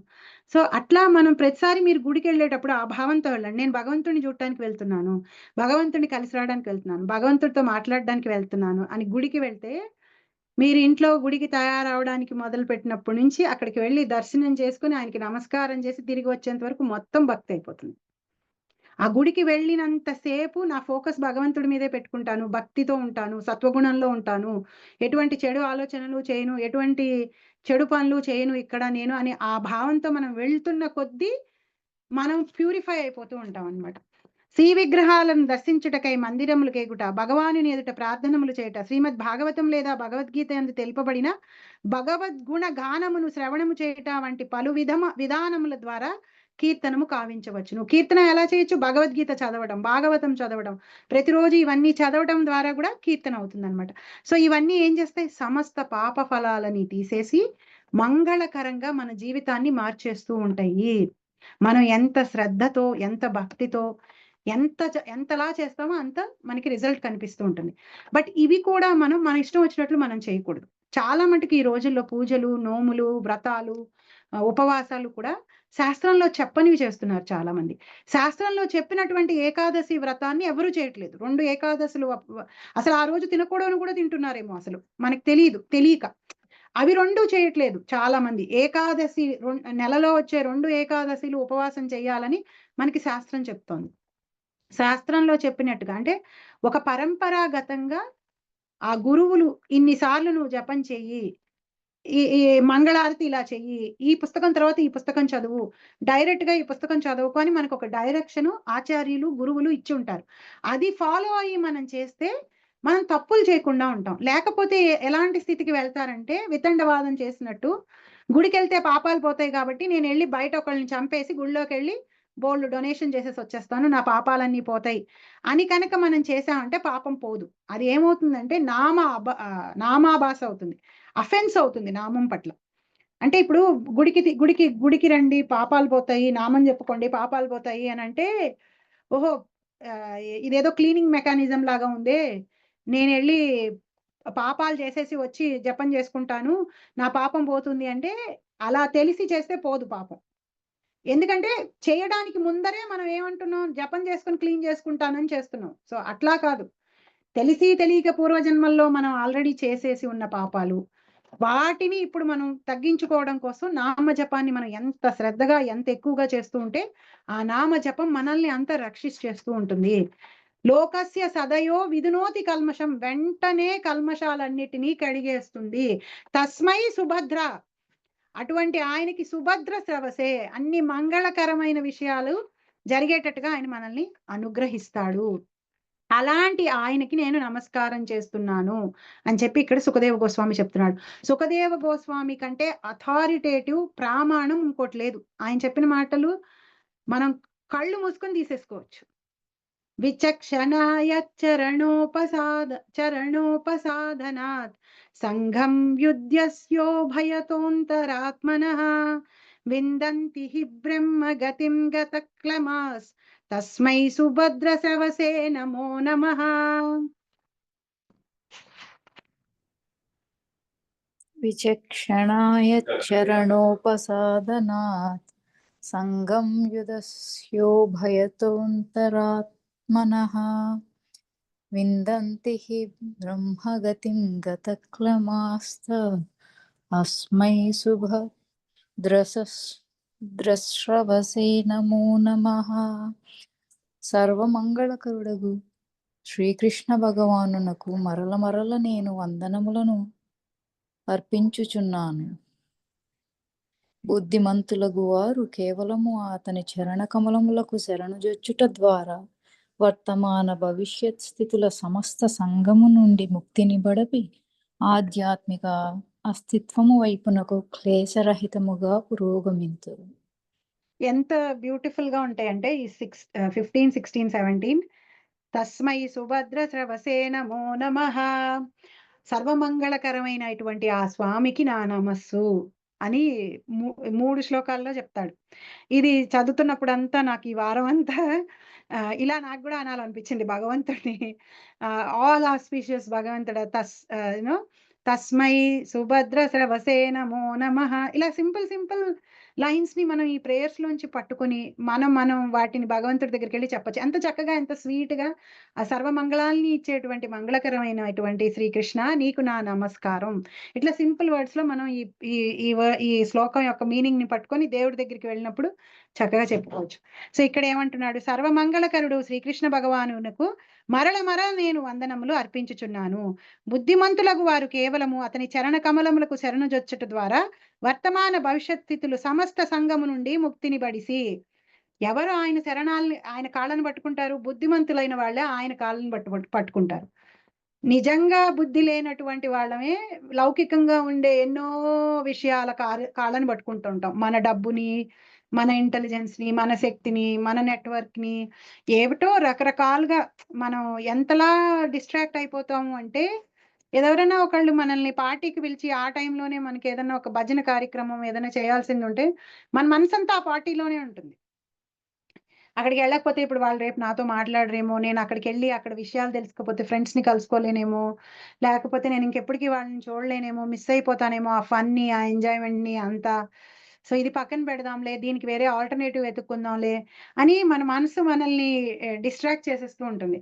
లేకపోతే నామని చెప్పుకోవాల్సిన టైంలో అప్పుడే ఏదన్నా వాట్సాప్ లోనో ఎక్కడో ఏదన్నా ఇంట్రెస్టింగ్ ది చూసామనుకో, దాని వెనకాల అది బ్రౌజ్ చేస్తూ కూర్చుని ఇప్పుడు ఎవరు చెప్పుకుంటారులే నామం, రాత్రికి చెప్పుకుందాంలే, ఇట్లా మనం అక్కర్లేని విషయాలన్నిటినీ పట్టుకొని భగవంతుడి పాదాలని పట్టుకోం. సో ఇక్కడ బుద్ధిమంతుడైన వాడు ఏం చేస్తాట, భగవంతుడి పాద పద్మాలని పట్టుకోవడం వల్ల అన్ని రకాల అటాచ్మెంట్స్ నుంచి, అంటే పూర్వం ఉన్న అటాచ్మెంట్స్, ఇప్పుడు ప్రెజెంట్ గా ఉన్న అటాచ్మెంట్, భవిష్యత్తులో రాబోయే అటాచ్మెంట్స్ అన్నిటి నుంచి కూడా విముక్తిని పొందేస్తాడు. ఎందుకని? అటాచ్మెంట్ ఉన్న చోటనే బాధ ఉంటుంది, అటాచ్మెంట్ లేని చోట మీకు బాధ రాదు. ఏదన్నా మనకు దేని పట్లైనా మీకు బాధ కలుగుతోంది అంటే ఎప్పుడైనా ఆ బాధ అటాచ్మెంట్ ఉన్న చోట నుంచే కలుగుతుంది. అటాచ్మెంట్ ఉన్న విషయం మనకి అందనప్పుడు కోపం వస్తుంది. సో కోపము, బాధ, అటాచ్మెంట్ ఉన్న చోట ఏదన్నా మనకి అటాచ్మెంట్ ఉంటే అది కూడా భౌతికమైన అటాచ్మెంట్ అయితే అక్కడి నుంచే వస్తూ ఉంటుంది. సో ఎప్పుడైనా మీకు కోపం ఎందుకు వస్తుంది అనే విషయం మీరు అనలైజ్ చేసుకోవాలంటే, నేను దేనికి అటాచ్ అయ్యి ఉన్నాను అనే విషయాన్ని, నాకు కోపం అసలు ఎందుకు వస్తుంది. సపోజ్ పిల్లలు మాట వినకపోతే కోపం వస్తుంది. ఎందుకు వాళ్ళ మాట వినకపోతే నాకు కోపం వస్తుందంటే, వాళ్ళ మాట విని ప్రయోజకులు అవ్వాలి, మంచిగా తయారవ్వాలి అనే ఎక్స్పెక్టేషన్ నాకుంది, అనే అటాచ్మెంట్ నాకు ఉండడం వల్ల నేను చెప్పింది నేను వినకపోయినప్పటికీ నాకు కోపం వచ్చేస్తుంది. వాళ్ళు నాశనం అయిపోతారేమో అనే భయం దగ్గర నుంచి, వాళ్ళు నాశనం కాకూడదు అనే నా అటాచ్మెంట్ ఏదైతే ఉందో దానివల్ల అది ఎక్కడ అయిపోతారో అని నాకు భయం వచ్చేస్తుంది. ఆ భయంతో కోపం వస్తుంది అని మన కోపానికి కారణాలు ఈజీగా మనకే దొరికేస్తాయి. ఒకసారి ఎప్పుడైనా నేను 10 సార్లు చెప్పిన మాట వినలేదు అంటే, వీళ్ళు నా మాట వినాలి, వినడం లేదు, నన్ను గౌరవించట్లేదు అంటే మనం వాళ్ళ దగ్గర నుంచి గౌరవం ఎక్స్పెక్ట్ చేస్తూ ఉంటాం అనమాట. ఆ ఎక్స్పెక్టేషన్ మీట్ కానప్పుడు మనకి వెంటనే కోపం వచ్చేస్తుంది, బాధ వచ్చేస్తుంది, దుఃఖం వచ్చేస్తుంది.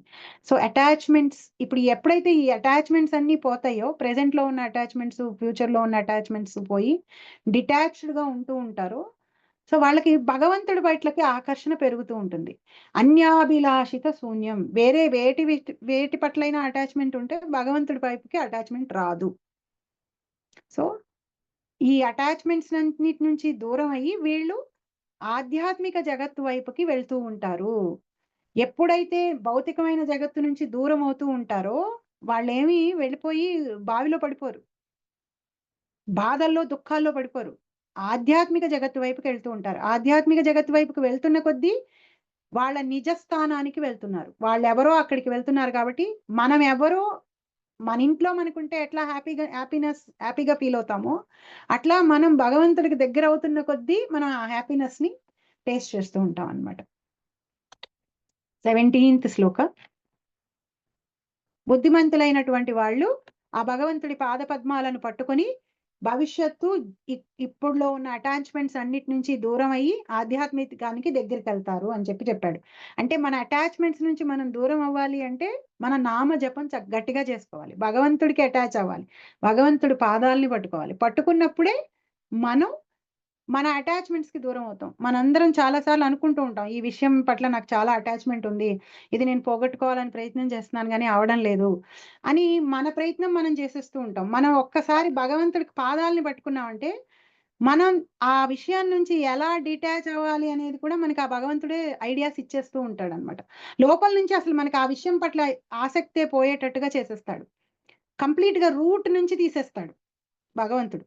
సో మనం అందువల్ల మన ఎఫర్ట్ ని మన టైం ని భగవంతుడి సేవలో పెట్టాలి. ఎక్కువ ఎంత సేవ చేస్తుంటామో అంత మనల్ని ఇబ్బంది పెట్టే విషయాలన్నీ దూరం అయిపోతూ ఉంటాయి.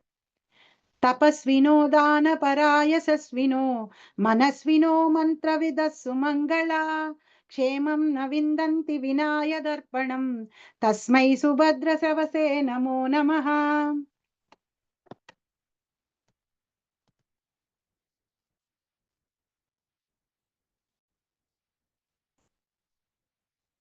చదువుతారా మాతాజీ? నేను చదవనాలి.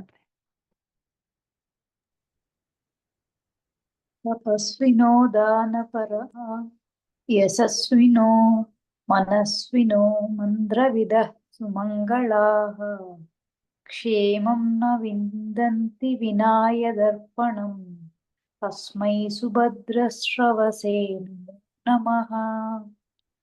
గొప్ప తాపసులు, దానపరులు, యశస్సులు, తత్వవేత్తలు, యోగులు, వేదమంత్ర పారాయణాదక్షులు, వేద నియమపాలకులు తమ అట్టి సద్గుణములను అతని సేవార్థమై అర్పణము కావింపక ఎట్టి క్షేమమును పడయజాలనందున సమస్త శుభకరుడగు శ్రీకృష్ణ భగవానునకు మరల గౌరవపూర్వక వందనములను అర్పించుచున్నాను. తస్మై సుభద్రో శ్రవసే నమో నమః. అన్ని మంగళకరమైనటువంటి సర్వమంగళకరుడైనటువంటి ఆ శ్రీకృష్ణ భగవానుడికి నమస్సు. తపస్వినో దాన పరాయసస్వినో, గొప్పగా తపస్సు చేశాడండి ఈయన అని చాలా పేరు ఉంది ప్రపంచంలో. దాన పరయశస్వినో, ఎంత గొప్ప దానాలు చేస్తాడో, అసలు మనం వెళ్ళి డొనేషన్ అడిగాము అంటే ఇవ్వకుండా ఉండడు అని చాలా గొప్ప పేరుంది. మనస్వినో మంత్ర విదస్సు మంగళ. మనస్వినో అంటే మంచి ఫిలాసఫరు, ఇంటలెక్చువల్ గా ఎంత గ్రేటో, అసలు ఏ విషయంనైనా విడమర్చి మనకి చెప్పగలడు. మంత్ర విదహ, మంత్రాలని ఎంత బ్రహ్మాండంగా, మీరు ఏది చెప్పండి, విష్ణు సహస్రనామం చెప్పండి, ఏ మంత్రం చెప్పండి, భాగవతం చెప్పండి, రామాయణం చెప్పండి, ఏ మంత్రాన్నైనా చక్కగా బ్రహ్మాండంగా చదివేయగలడు ఇతను. సుమంగళ, అన్ని వేదాల్లో చెప్పిన విషయాలన్నిటినీ చక్కగా ఫాలో అయిపోతాడు. దానపరహ, దానాలు ఎక్కువ చేసేవాడు. యశస్వినిహ, గొప్ప పేరు కలిగిన వాడు. మనస్వినిహ, మంచి థింకరు, ఫిలాసఫరు. మంత్రవిధ, మంత్రాలని చక్కగా జపం చేసేవాడు. సుమంగళ, అన్ని మంచి విషయాలని ఫాలో అయ్యేవాడు. క్షేమం, అన్ని పుణ్య కార్యక్రమాలని చేసేవాడు. ఇలాంటి వాళ్ళు ఎవరైనా సరే ఇవన్నిటినీ గనక భగవంతుడి పాద పద్మాలకి గనక అర్పించకపోతే, ఈ గొప్ప లక్షణాలన్నిటినీ గనక భగవంతుడికి గనక చేయకపోతే, భగవంతుడికి గనక అర్పించకపోతే వాటి వల్ల వాళ్ళకి ఏమీ ఉపయోగం లేదయ్యా. అంటే ఇప్పుడు చాలా మంది చారిటీస్ చేస్తూ ఉంటారు, కానీ వాళ్ళేం భగవంతుడికి చేసామని చేయరు. సో వాళ్ళకి ఆ చారిటీ ఏ విధంగానూ హెల్ప్ కాదు. మాక్సిమం ఏం చేస్తుందంటే వాళ్ళని వచ్చే జన్మలో ధనవంతులుగా పుట్టిస్తుంది అంతే. వాళ్ళని మళ్ళీ ఈ జన్మ మరణ చక్రం నుంచి బయటికి తీసేయడం కానీ, వాళ్ళకి భగవంతుడి యొక్క శాశ్వతమైన ప్రేమనివ్వడం కానీ అవేమీ చేయదన్నమాట. టెంపరరీ బెనిఫిట్స్ని ఇస్తుంది. సో ఏవి చేసినా మనం సర్వం శ్రీ కృష్ణార్పణమస్తు అని ఆ భగవంతుడి పాదాలకి సమర్పించడం ఎంత ముఖ్యమో గుర్తుపెట్టుకోవాలి. ఒక్కొక్కసారి తెలియని అహంకారం వచ్చేస్తుంది మనకి. మనం ఏదైనా గొప్పది గొప్ప పూజో గొప్ప వ్రతమో చేసామంటే తెలియకుండా చెప్పేసుకుంటూ ఉంటాం. నేను తెలుసా పొద్దునే 4ంటికి లేచి చాంటింగ్ చేస్తాను, నేను తెలుసా ఇన్ని క్లాసెస్ చెప్తాను, నేను తెలుసా అది, నేను తెలుసా ఇది అని మనం చెప్పుకుంటూ ఉంటాం. తెలియకుండా కూడా చేసేస్తాం. నేను ఒక్కొక్కసారి అలా చెప్పినప్పుడు నేను ఎవరికైనా నేను చాలా బిజీగా ఉన్నాను, చాలా క్లాసెస్ ఉన్నాయని నేను చెప్పినప్పుడు నాకు ఇమ్మీడియేట్‌గా లోపల నుంచి నాకు గిల్ట్ తంతుందనమాట. ఆ భగవంతుడి అనుగ్రహం ఉండడం బట్టి కదా మనం చేయగలుగుతున్నాం అని వెంటనే నా మనసులో నేను కృష్ణార్పణమస్తు అని అనుకుంటా. బయటికి చెప్పి ఇమ్మీడియేట్‌గా కరెక్ట్ చేయకపోయినా ఒక్కొక్కసారి ఇమ్మీడియేట్‌గా కరెక్ట్ చేస్తూ ఉంటాను. సో, ఒక చిన్న ఇన్సిడెంటే సాయి ప్రభు మొన్న థర్స్‌డే క్లాస్‌లో ఒక సిన్సియర్ సోల్ ఉంటే చాలు టెంపుల్స్ రన్ అవుతాయి. అలా అని ప్రభుపాద చెప్పిన మాట నాకు మిమ్మల్ని ప్రభుజీని చూస్తే అని అనిపిచ్చింది అని అనంగాల్నే నేను నా ఫీడ్‌బ్యాక్ ఇచ్చేటప్పుడు కరెక్టే ప్రభు, ఎవ్వరూ లేరు, మేము స్టార్ట్ చేసాము. సిన్సియర్‌గా భగవంతుడి పాదాలు పట్టుకొని స్టార్ట్ చేసాం అని చెప్పినప్పుడు నాకేమనిపించిందంటే భగవంతుడి అనుగ్రహం లేనిది ఏమీ చేయలేం. ఆయన అనుగ్రహం వల్ల చేసాం అంతే. సో, అక్కడేదో నా క్వాలిటీని నేనేమన్నా ఒక క్షణం సేపు పైకి పెట్టానా అనే భావనొచ్చిందనమాట. తెలియకుండా వస్తూ ఉంటుంది. అందుకని ఎప్పుడూ గుర్తుపెట్టుకోవాలి. ఆ హంబుల్ స్టేట్ ఎప్పుడూ ఉండాలనమాట. భగవంతుడి అనుగ్రహం లేనిది ఏమీ చేయలేం. లిటరల్‌గా ఏమీ చేయలేమండి అనుకుంటాం గానీ. రోజు పొద్దున్నే 4ంటికి లేచి జపం చేద్దాం అని మనం అనుకున్నంత మాత్రం లేచి చేయలేం. ఎంత 9ంటికి పడుకున్నా, 8ంటికి పడుకున్నా సడెన్‌గా ఏ ఒంటికో మనకి మెలుకువ వచ్చేస్తుంది. కరెక్ట్‌గా 4ంటికి లేవాల్సొచ్చినప్పుడు మంచి నిద్రొస్తుంది. ఒళ్ళు నొప్పులుగా ఉంటాయి. చేయలేం. మన మీద ఆ భగవంతుడి అనుగ్రహం ఉంటేనే మనం ఏదైనా చేయగలం. సో, మనలో ఏ గొప్పతనం ఉన్నా, ఏ గొప్ప కార్యం చేసినా దాన్ని భగవంతుడికి కనుక మనం అర్పించిన పక్షంలో అది మనకి ఎటువంటి ఉపయోగాన్ని ఇవ్వదు. దాన్ని మనం భగవంతుడికి అర్పించాలి. ఎవరైతే మంగళకరమైన భగవంతుడికి వీటినన్నిటిని అర్పిస్తారో వాళ్ళకే అది సరైన రిజల్ట్‌ని ఇస్తుంది అని అలా ఎవరికైతే అర్పిస్తున్నారో ఆ అర్పించేటువంటి ఆ సర్వమంగళకరుడైన ఆ కృష్ణుడికి నా నమస్సుమాంజలి అని చెప్పి ఇక్కడ సుఖదేవ గోస్వామి చెప్తున్నాడన్నమాట. కిరాతా పునాంధ్ర పులింద పుల్కసా ఆభీరసుంబాయవనాకషాదయః ఏన్యే చ పాపాయదాప అపాశ్రయాశ్రయా శుద్ధ్యంతి తస్మై ప్రభవిష్ణవే నమః. కిరాతహూణాంధ్ర పులింద పుల్కసా ఆభీరసుంభాయవనాః కసాదయః ఏన్యే చ పాపాయదపాశ్రయాశ్రయాః శుద్ధ్యంతి తస్మై ప్రభవిష్ణవే నమః. కిరాతులు, హూణులు, ఆంధ్రులు, పులిందులు, పుల్కషులు, అభీరులు, శుంభులు, యవనులు, కసజాతులకు చెందిన వారు మరియు ఇతర పాపకర్ములు సైతము భగవద్భక్తుల ఆశ్రయము పొందుట ద్వారా పవిత్రులు కాగలరు. భగవానుడు పరమశక్తిమంతుడగుటయే అందులకు కారణము. నేను అతనికి గౌరవపూర్వక వందనములను అర్పించుచున్నాను. ఎవరి భక్తులని ఆశ్రయించటం ద్వారా ఎంత పాపాత్ములైనా సరే పాపాల నుంచి మోక్షాన్ని పొందుతారో అలాంటి ఆ భగవంతుడికి నేను నమస్కారం చేస్తున్నాను. అంటే ఎంత పాపాత్ములం అయినా సరే మనం భక్తుల్ని సేవించొచ్చు, భగవంతుడిని సేవించొచ్చు. అదొక్కటే మార్గం మన పాపాల నుంచి మనం బయటపడడానికి. అదొక్కటే మార్గం శుద్ధ్యంతి తస్మై, శుద్ధి చేసుకోవడానికి మన పాపాల నుంచి. అపాశ్రయ ఆశ్రయః, అపాశ్రయ ఆశ్రయ ఎవరిని ఆశ్రయించాలి?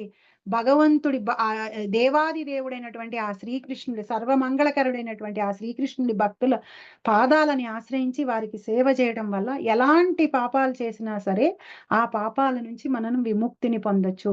అలా విముక్తిని ఇచ్చేటువంటి ఆ భక్తులకి దేవుడైనటువంటి ఆ దేవాది దేవుడు శ్రీకృష్ణుడికి నేను నమస్కారం చేస్తున్నాను అని సుఖదేవ గోస్వామి బ్యూటిఫుల్ గా 12th శ్లోక నుంచి 18th శ్లోక వరకు ఈ ప్రేయర్స్ ని చేశాడు. ఫస్ట్ నమస్కారం చేసేసి భగవంతుడిని కీర్తించి భగవంతుడి గుణాగుణాలని, భగవంతుడు ఎంత పవర్ఫుల్, ఏం చేస్తాడు, ఎలా మోక్షాన్ని ఇస్తాడు పరమహంసలకి, ఎలా భక్తుల్ని రక్షిస్తాడు, ఎలా తన నామాన్ని జపించి తనని ఆశ్రయించిన వాళ్ళ పాపాలని కడిగేసి వాళ్ళకి ఇబ్బంది కలగకుండా చేస్తాడు, ఆయన భక్తుల్ని సేవిస్తే ఆయన ఎంత పొంగిపోతాడు అనే విషయాలన్నిటినీ చెప్పేసిన తర్వాత ఇప్పుడు తనకేం కావాలో అడగడం మొదలు పెడతాడు సుఖదేవ గోస్వామి.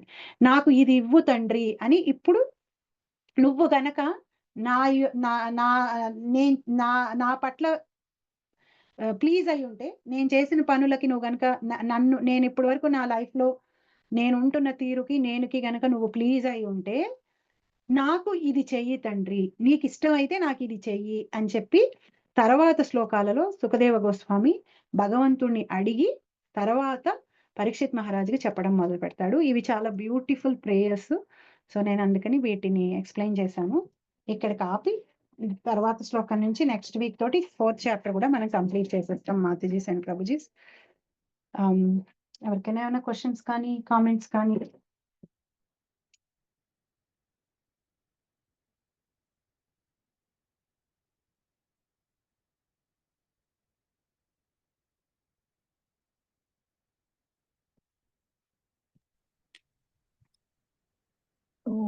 వాణి గారు ఇవాళ చెప్పిన వాటిలో మామూలుగా భగవంతుని